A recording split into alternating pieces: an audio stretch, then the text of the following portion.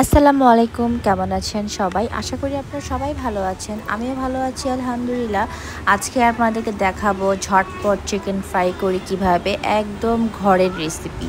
কোনো বাহিরের কোনো মশলা দিব না। এখানে দেখেন আমি এখানে হলুদের গুঁড়া, মরিচের গুঁড়া, ধনিয়া গুঁড়া, জিরার গুঁড়া, গরম মশলার গুঁড়া, গোলমরিচের গুঁড়া, লবণ, চিনি আর একটু আদা রসুন বাটা নিয়ে নিয়েছিলাম।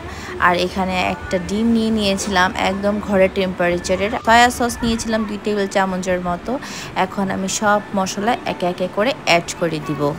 চিকেন ফ্রাই এমন একটা জিনিস যে ছোট বড় সব ধরনের মানুষ খেতে খুব পছন্দ করে।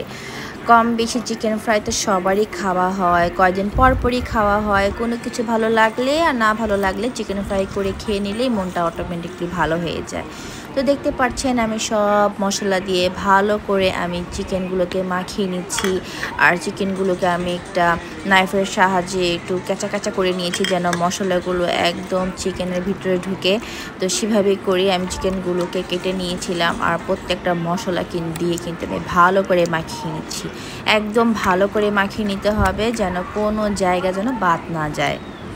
চিকেন ফ্রাই কিন্তু অনেকভাবে করা যায়। এটা হচ্ছে একটু স্পাইসি চিকেন ফ্রাই হবে। এতে আমি একটু সামান্য আটা দিয়ে নিয়েছিলাম। আপনারা চাইলে এখানে কর্নফ্লাওয়ারও অ্যাড করতে পারেন বা বেসনও অ্যাড করতে পারেন। তো আমি এখানে আটা দিয়ে দিয়েছি। আটা দিলে একটু ক্রিস্পি হবে, কর্নফ্লাওয়ার দিলে একটু সফট হবে, আর বেসন অ্যাড করলে একটু ডাল ডাল স্মেল করবে। তো আমি এখানে আটা দিয়ে দিয়েছিলাম, কর্নফ্লাওয়ার ছিল না তাই কর্নফ্লাওয়ারটা অ্যাড করিনি। দেখেন আমি এখানে কিন্তু 1 ঘন্টার মতো রেস্ট রেখেছিলাম। যত বেশি ম্যারিনেট করে রাখবেন চিকেন ফ্রাইটা তত বেশি আরও ভালো হবে। আমি এখন আরেকবার মশলাগুলো দিয়ে ভালো করে চিকেনগুলোকে মাখিয়ে নিচ্ছি। আর এখন আমি একটা ফ্রাই প্যানে তেল গরম করে দেন আমি চিকেনগুলোকে একদম মিডিয়াম লো ফ্লেমে ভেজে নিব। চিকেনগুলো দেওয়ার পর আমি কিন্তু এক্সট্রা যে মশলাগুলো থাকে সেই মশলাগুলো কিন্তু আমি চিকেনের উপর দিয়ে দিয়েছিলাম, কারণ যখন আমি ছাড়ছিলাম তখন জায়গাগুলো খালি হয়ে যাচ্ছিল, তাই এটার উপর দিয়ে আমি এক্সট্রা মশলাগুলো দিয়ে দিচ্ছিলাম।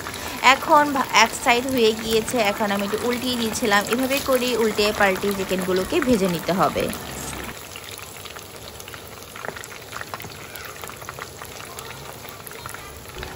এই দেখেন আমার চিকেনগুলো একদম ফ্রাই করা হয়ে গিয়েছে, লালচে লালচে করে ফ্রাই করেছিলাম, খেতেও খুব মজা হয়েছে। আপনারা কিন্তু আমার মতো করে এরকম ঝটপট চিকেন ফ্রাই করে খেয়ে ফেলতে পারেন। যদি আমার ভিডিওগুলো আপনাদের কাছে ভালো লেগে থাকে লাইক কমেন্ট শেয়ার করতে ভুলবেন না। যারা আমার চ্যানেলটিকে এখনও সাবস্ক্রাইব করেনি অবশ্যই সাবস্ক্রাইব করে দিবেন, আর ফেসবুক পেজটি অবশ্যই ফলো দিয়ে পাশে থাকবেন। তো ভালো থাকবেন, সুস্থ থাকবেন। আল্লাহ হাফিজ সবাইকে।